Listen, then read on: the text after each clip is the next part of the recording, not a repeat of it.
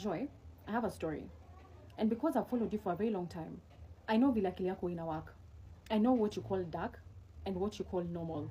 And before you people start judging me with your stupid judgments, wacha ni explain. Tasha is my best friend's name. Ama nisemeaje, maybe she was. Because saizi honestly, sijui mali yako, but I'm happy where I am. And maybe that's why this story feels safe to tell it now. Sasa Joy, mimi naitwa Lea. Lea ni wengi. So even if you try to look for me, you can't get me. Tasha and I met back tukiwa primary. Kitu class 7 ama 8. She was like a small shy girl. People used to bully her because of her size, akishwali. And you know those girls who normally mature late? Alikuwa na flat chest, shaved hair, always seated at the front. Yeah, yeye alikuwa Tasha. Na jina yake full ni Natasha, by the way. Mimi on the other hand, nilikuwa bit develop mapema. My boobs came early, hata periods. Nilikuwa najua kupigana kidogo, so people rarely touched me. And I don't even know why, but I used to get so angry when anyone picked on her. I'd fight for her kabisa. We became very close, or maybe too close maybe. Then, life happened. Tukamaliza KCPE na tukaseparate. I didn't see her until Form 2 when she transferred to our school. The moment I saw her walking through that gate, I almost didn't recognize her. She had changed. Not really in a bad way, but ile yenye anakani kama amegrow. Hata sikuwa najua ni yeye the first time. But even then, I didn't see her as a threat. Alikuwa tu Tasha, my girl, and I didn't think much about it kwa sababu sasa tuko secondary school moja. Funny thing though, in high school, she started glowing different. You know, ile yenye inakani kama ni nyota yake. Hers just came out of nowhere.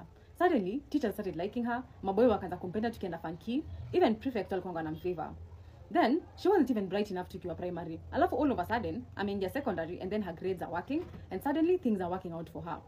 I used to be happy for her, honestly, but sometimes I'd catch myself comparing. Like, sasa kwa nini yeye? Why does everything fall into place for her?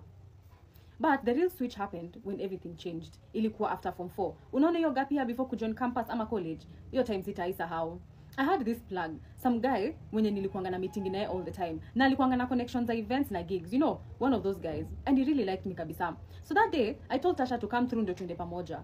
She passed kwetu, ndo a change na tuvaipua. My mom wasn't as strict kama wazazi wake, so it wasn't such a big deal. I even let her wear one of my top na denim skirt flani hapo and a pink clip that I really loved. Yenye nilikuwa nimenunua na allowance yangu ya kwanza. She looked good, I'm not gonna lie. We took a matatu down, alafu tukaenda hadi junction.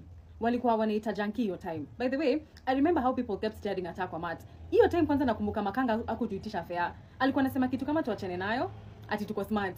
Usiniulize ndakumbukaje, but sikusahau. When we got there, the guy who liked me alikuwa nje na boys wake. He waved at us, alafu ndo tukaenda mahali alikuwa amesimama. How a boy he was with were not his friends. He thought Tasha was lonely, so he called some other guy.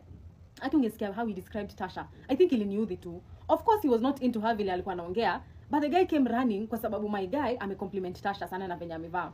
She had a bit of nash kuniliko, so hiyo denim skirt ilikuwa imemtoa vizuri. But I don't know why, Joy. From my end, nilifeel tu nimeudhika. I saw I felt something inside me freeze. She laughed a little brush off ni kama nothing was happening, but venye watu walikuwa wanamwangalia nilikuwa na notice. I didn't say anything, sorry. I didn't say anything. Me, I smiled, I took photos, but hiyo siku ndio najua, hiyo ndio siku sasa nilijua sipendi Tasha.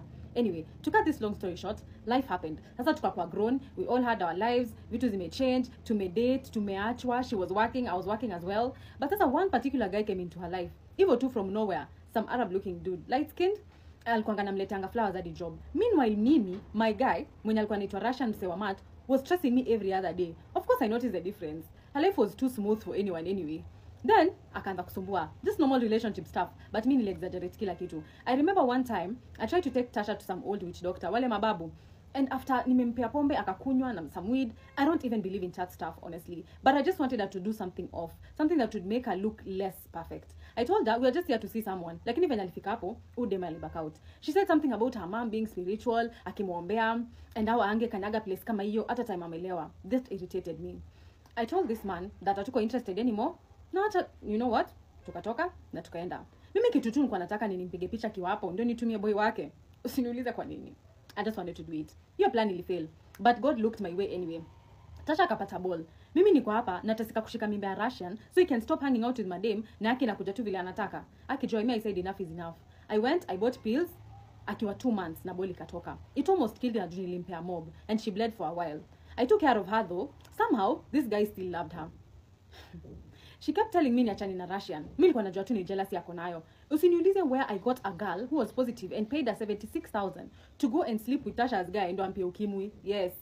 We tried to get his attention for weeks. Ndio nipate chance nitumie Tasha, but ilikuwa too slow. Udem karibu atoroke na pesa yangu. I met her, tukafight. Sikumbuki venye Tasha alingililia hii story, but Tasha got arrested for it na akalala ndani. That night joy, me was happy. Aki for once, Udem alikuwa too imperfect venye nilikuwa nataka. So I called her people, we all came for her in the morning.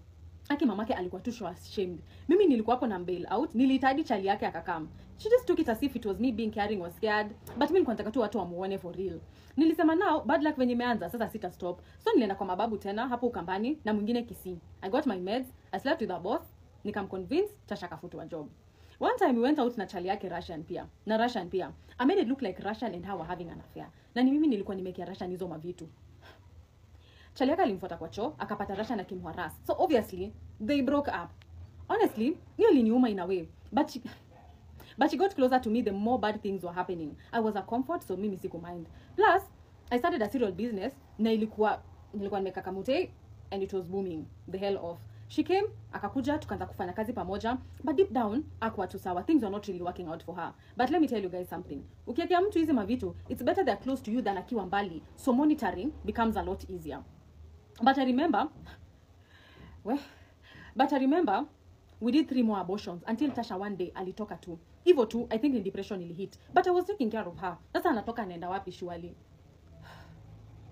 Nasikia kwa mahali Busia ama Butere or something. Sometimes mimi hukuanga tu na nightmares. Zile zinaniamsha tu na majasho mingi. That amesimama hapo kwa edge ananiangalia. Sijui hizo nightmares hutoka wapi. I've tried talking to my babu about it, but I want a solution.